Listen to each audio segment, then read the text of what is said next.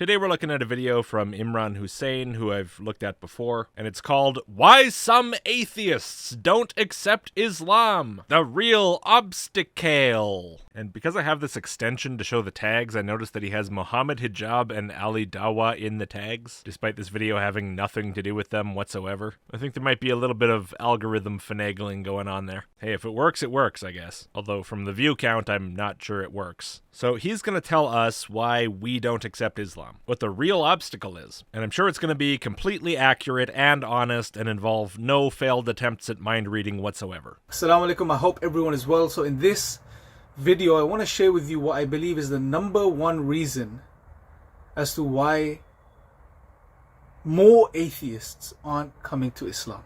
Because many atheists have left that way of life, that ideology, that worldview, and have accepted Islam. But there is a fundamental reason. There is a wall, the great wall between atheism or atheists coming to Islam. I agree, there is. You're right, some atheists have converted to Islam, but there is a problem with recruiting people like us. One of them, of course, is that if you take a Christian, say, they already believe in God, so you already have that at least out of the way. But with an atheist, you have to actually convince us of that part first, which is not that easy. Another reason is that a lot of atheists came out of religion in the first place, and they dropped out of it because they started to see all the flaws of it in the first place, and so they're already immunized against your nonsense. It's pretty hard to convince someone with arguments that they've already heard before and rejected for good reasons. And of course, typical internet atheists don't have many social roadblocks in the way of asking tough questions. Of course, the fact that it's the internet is part of that, but also you're dealing with someone either like me, who was never religious, and never got this religious instruction against doubt and questioning, and so who has no mental barriers of that kind in the first place, at least with regard to religion, or you're dealing with someone who was in religion and was taught these lessons against doubt and questioning, but learned to do it anyway. They were brought up with the fear or at least inhibition about this, and they've already stood and faced that, and gotten over it at least with regard to this question. So you're dealing with a population of people who have very little difficulty motivating themselves to ask the questions that need to be asked, but usually aren't. And typically on the internet, who are very used to doing it. Now let me start off by mentioning the non-reasons, if you like. So the things that may be suggested and people may say in regards to why they don't come to Islam, why they don't accept Islam. But they're not true reasons. And they are, number one, that there's no good reasons to believe in God.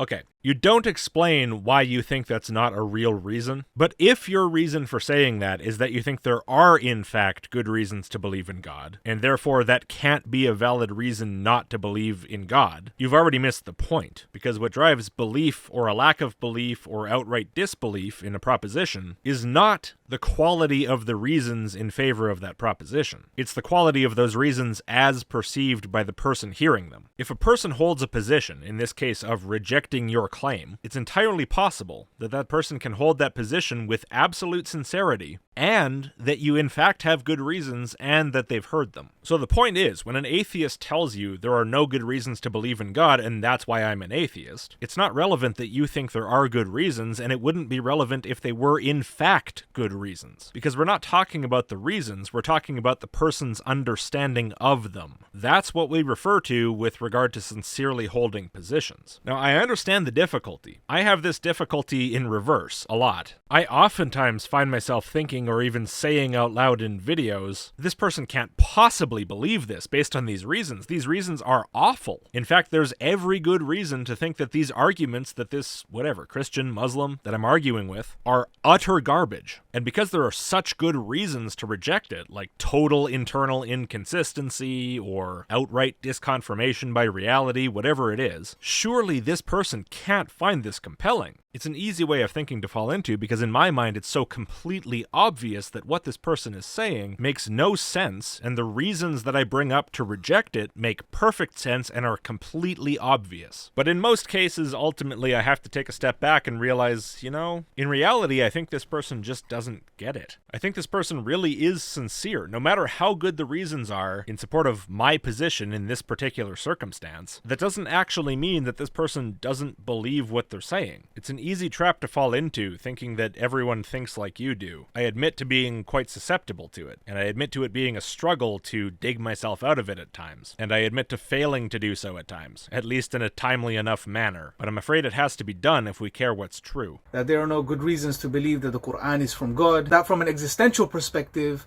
Islam isn't more fulfilling than atheism. This is one of your supposed fake reasons why atheists reject Islam, right? That Islam is not more existentially fulfilling than atheism? I mean, is that a reason to reject the veracity of a claim?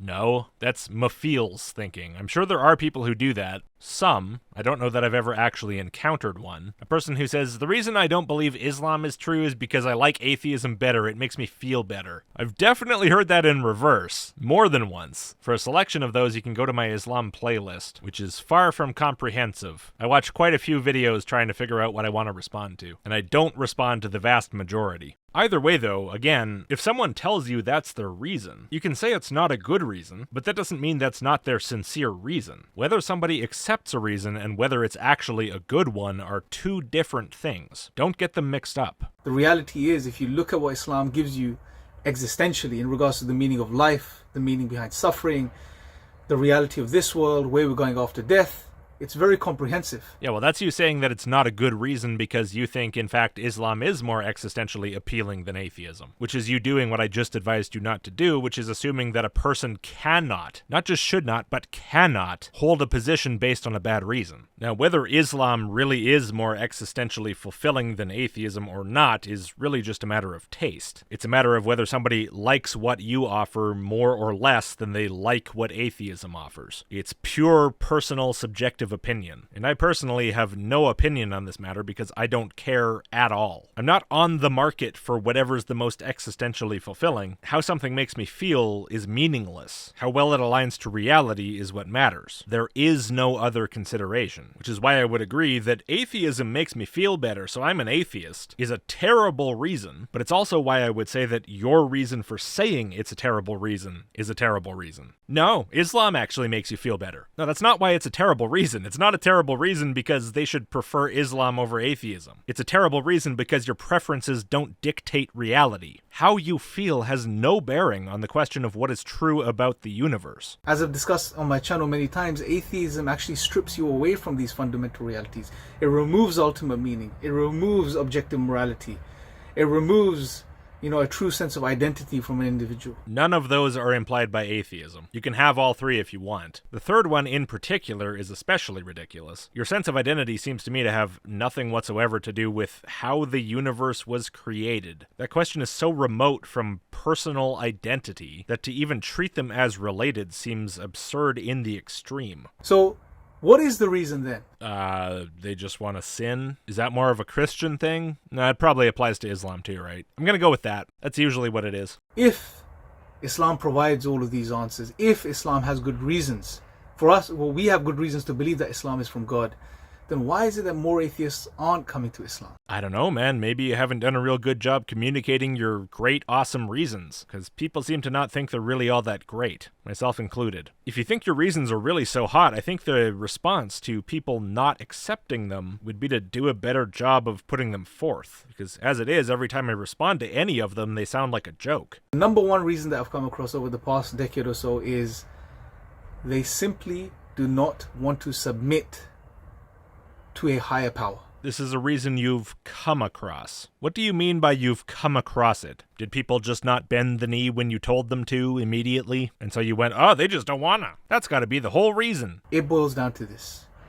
They do not want to submit to a higher power. Okay, and you've determined this how? Like I'm standing here telling you, no, that's not it. You couldn't have missed the mark worse if you tried. I would imagine most in my audience would echo that sentiment. But this is supposedly the number one reason why atheists don't convert to Islam. So how do you know? Based on what? I don't think there's much there for you to believe this based on other than your own fantasy. Because that submission requires them to give up two things.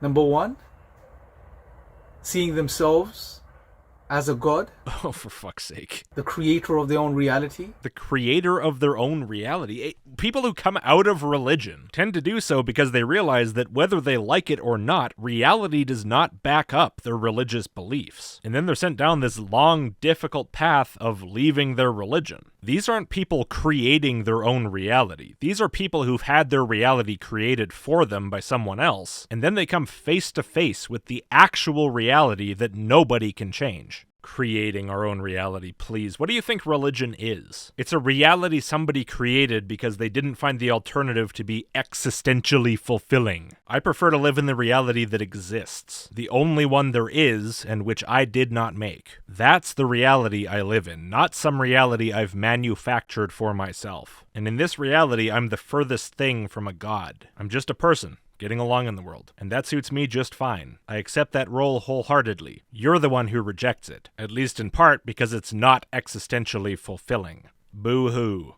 That they have the freedom to do whatever they want. And number two is the desires themselves. To give up certain desires that they may have, which they may be fulfilling in the wrong way. Oh, there it is. They just want to sin. Called that one. Yeah, people have different opinions on individualism, degrees of freedom within a society, and so forth. Precisely none of which are at all relevant to the question, are the claims of Islam true? You're flailing around, looking for any reason for why we might say that we don't believe you, other than we just don't believe you. It seems to me that your project would be so much more simple and effective if you would just treat the people who don't believe what you're saying as if they don't believe what you're saying, instead of trying to make up reasons you like better and cram them into our heads where we know that they have no place. How is this kind of dishonest bullshit supposed to help you actually convince anyone? And I say dishonest because I know that you can't read my mind, and I know that you're not omniscient, so I know that what you say about what I think is something you've just made up, because you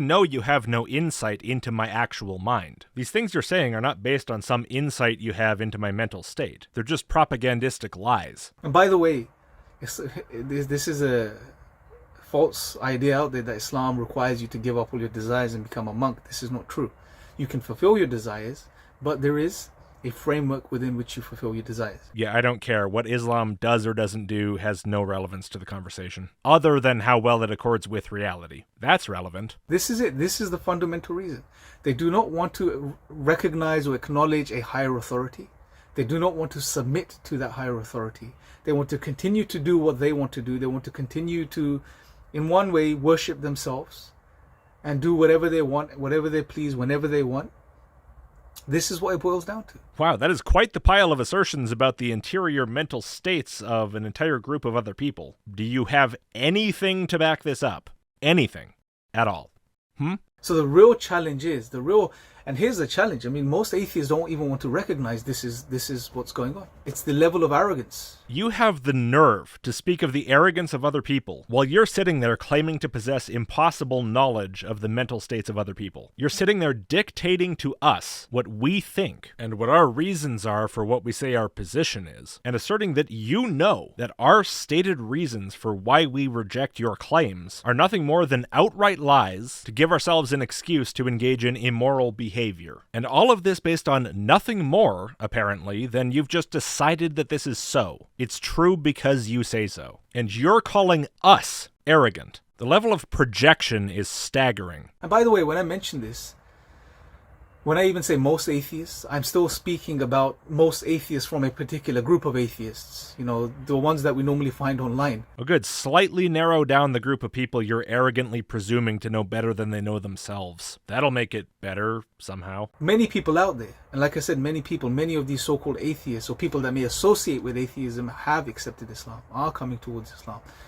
But it's this small group of individuals that are so obsessed with themselves and their intellects that they don't feel, or they are deluded into believing that they don't have a need for guidance. So you've just said that we're obsessed with our intellects, and that's why we don't accept Islam. But before you said that the reason we don't accept Islam is because we want to do whatever we want all the time without the restrictions of the Islamic rules. Which is it? I mean, if we're obsessed with our intellects and that's the reason why we reject it, that implies that the reason we're rejecting it is for some intellectual reason. right? But you've said that's not the case. If you're the one dictating our reasons for things to us, could you at least pick one before you do it? You're giving me some conflicting orders about how you want me to be thinking. It's getting a bit confusing, sir. This is what it boils down to. In your imagination. And just as a concluding note, as Muslims, we should be careful too, because sometimes we end up, because we are continuously being bombarded by this environment and all of the ideas and ideologies that are around us, we too can fall into this trap where we start to raise ourselves to a position which is not healthy. And then we see this amongst many Muslims that have doubts and questions or that are on the verge of leaving Islam. They start to see themselves as an authority over the Quran. They start to therefore challenge what the Quran is saying. Oh no, they ask questions? But if they do that, they might end up realizing the answers are no good. Everybody panic, we gotta deal with this. As if they know better. As if they have the answer. As if they have the answer, or as if they expect there to be a good answer. Because, it's the divine word of God and it should be perfect, and able to withstand any challenge and any question. Which, considering the insistence right now on not doing that, don't do that, guys, it seems maybe you're not entirely sure it can. And I've done another video which highlights that no, we're not saying you suspend all reason when it comes to religion. Absolutely not. That's not what Islam requires of you. It sounds a lot like that's what you're saying. Don't question the Quran, don't challenge the Quran. Those atheists have a problem with being obsessed with their intellect, that is, using reason, without keeping your Quran off limits, I suppose. Yeah, it sounds an awful lot like what you're saying is don't use reason. Or at least put a velvet rope around certain things and don't bring your reason over there. However, when you get to the point and you recognize that this is from the creator of the heavens and the earth, the one that knows best, and the one that wants best for you, then the most rational and intelligent thing to do at that point is to submit and obey. Okay, but it's still fair to ask some questions and confirm that it is in fact what you think it is, right?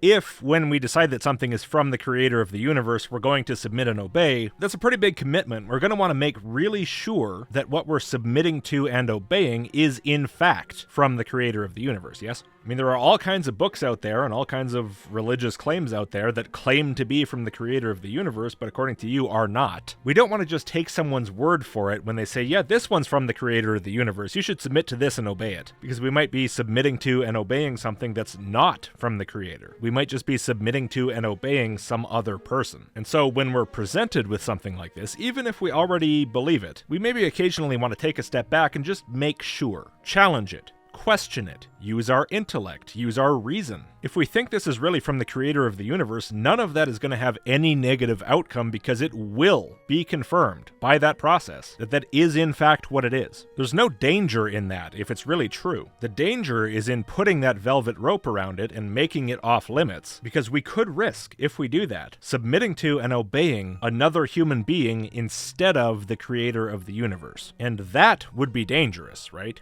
No, of course not. Come on. Don't question Islam. Shut the hell up. Submit and obey. You can use your reason for everything else, but in this case, submit and obey. And if you do ask questions, you'll be just like those atheists, rejecting Islam based on intellectual reasons, but also the reasons definitely aren't intellectual. Yeah, both of those things are true at the same time. I don't. Shut up and do what I tell you. What a dumpster fire of a video. Alright, well, I guess that's it. Thanks for watching. Before you go, if you would, please give the video a like and click subscribe if you haven't. And if you really like the channel, also please do consider supporting. Even a small amount per video or per month is enormously helpful, and huge thanks to all of my supporters who've already made that choice. For early access, email list.logicked.com, and I'll see you next time.